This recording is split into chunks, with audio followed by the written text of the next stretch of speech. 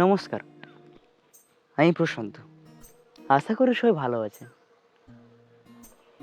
প্রত্যেক গর্ভবতী মায়ের বা প্রেগনেন্ট ওমেনের আমাদের কাছে একটাই প্রশ্ন থাকে তাদের, যে ডাক্তারবাবু আমাদের নর্মাল ডেলিভারি ভালো না সিজারেশন ভালো? অর্থাৎ নর্মাল ডেলিভারি ভার্সাস এলএসসিএস কোনটা বেস্ট? ওই সকল প্রশ্ন যখন আমাদের কাছে তুলে ধরেন, ওই সময় যে জবাব বা যে উত্তরটা দেওয়া হয়, সেই বিষয় নিয়ে আজকে আলোচনা বিষয়। প্রথমে আসি নর্মাল ডেলিভারি, অর্থাৎ এটা একটা ন্যাচারাল প্রসেস। গর্ভবতী মায়ের জরায়ুতে যখন বেবি বা বাচ্চা অবস্থান করে, গর্ভবতী মায়ের মাসিক পথ দিয়ে বেবিটিকে সুস্থভাবে বেরিয়ে আসে বা সুস্থভাবে তাকে প্রসব দেয়, তখন তাকে আমরা বলি নর্মাল ডেলিভারি বা স্বাভাবিক প্রসব। অপরপক্ষে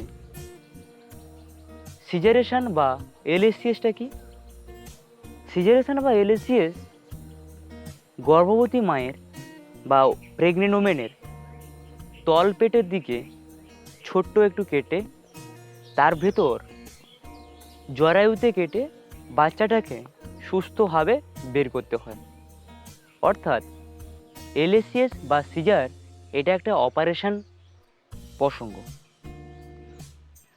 আর নর্মাল ডেলিভারি কি থাকছে, সেখানে কোনো রকম কাটাছেঁড়া বা অপারেশন কোনো কিছু নেই। আর এদিকে সিজারেশনে সেখানে অপারেশন প্রসঙ্গ থাকে। তবুও সবাই চাইবে যে নর্মাল ডেলিভারি হওয়াটাই খুব বেস্ট। নর্মাল ডেলিভারিতে বেবি প্লাস তার মায়ের দুজনেরই স্বাস্থ্য মঙ্গল। তাই সবসময় চেষ্টা করতে হবে যাতে নর্মাল ডেলিভারি হওয়া যায়। নর্মাল ডেলিভারির জন্য কি করতে হয়?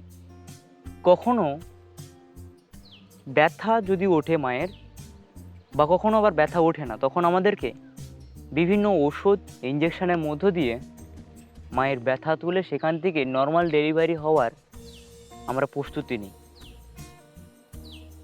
এবার আসবো কোন পরিস্থিতি বা কোন পরিস্থিতির সম্মুখীন হলে আমরা বাধ্য হয়ে এলএসসিএস বা সিজারেশন করি। যখন আমরা দেখি যে গর্ভবতী মায়ের গর্ভে থাকা বাচ্চার হার্টবিট কমে আসছে, তখন আমরা সিজার করি।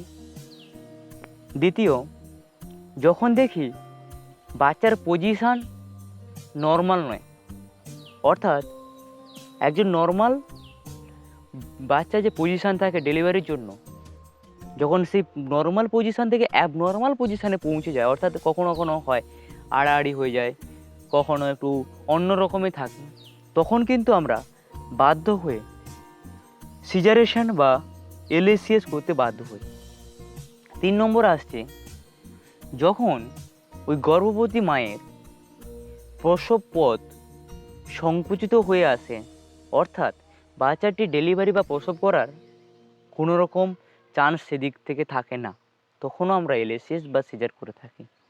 আবার যদি কোনো কারণবশত মায়ের জল ঘোলা বা জলের পরিমাণ কমে আসছে, তখনও কিন্তু আমরা সিজার করি। এবং সর্বনিম্ন বা সব শেষে বলবো, যদি কোনো কারণে বেবি মায়ের গর্ভে থাকাকালীন কোনোভাবে টয়লেট করে ফেলে, তখনও কিন্তু এলএসসিএস বা সিজার করাটা বাধ্যতামূলক। কিন্তু ফর মাই ওপিনিয়ন বা যদি অ্যাডভাইস নিতে চান, তাহলে বলবো সবসময় যে কোনো জিনিসের ন্যাচারাল যতটা সম্ভব তাতেই মঙ্গল। অর্থাৎ নর্মাল ডেলিভারি হওয়ার চেষ্টাটা সব সময় রাখতে হয়। যখন একদমই কোনো পজিশান নেই, সম্পূর্ণ নর্মাল ডেলিভারি হচ্ছে না, তখন আমরা বাধ্য হয়ে সিজারেশন করব। কিন্তু তার আগে কোনোভাবে সিজার করার বা এলএসসিএস করার প্রস্তুতি একদম নিতে নেই। প্রথম আমরা নর্মাল ডেলিভারির চেষ্টা করব, নর্মালে যদি না হয় তখন সিজারেশন করতে হয়। তাই নিজে ভালো থাকুন, সুস্থ থাকুন, আপনার বেবি কেউ সুস্থ রাখুন, ভগবানের কাছে প্রার্থনা করি আপনার বেবি এবং আপনি দুজনে সুস্থভাবে ভালো থাকবেন। নমস্কার।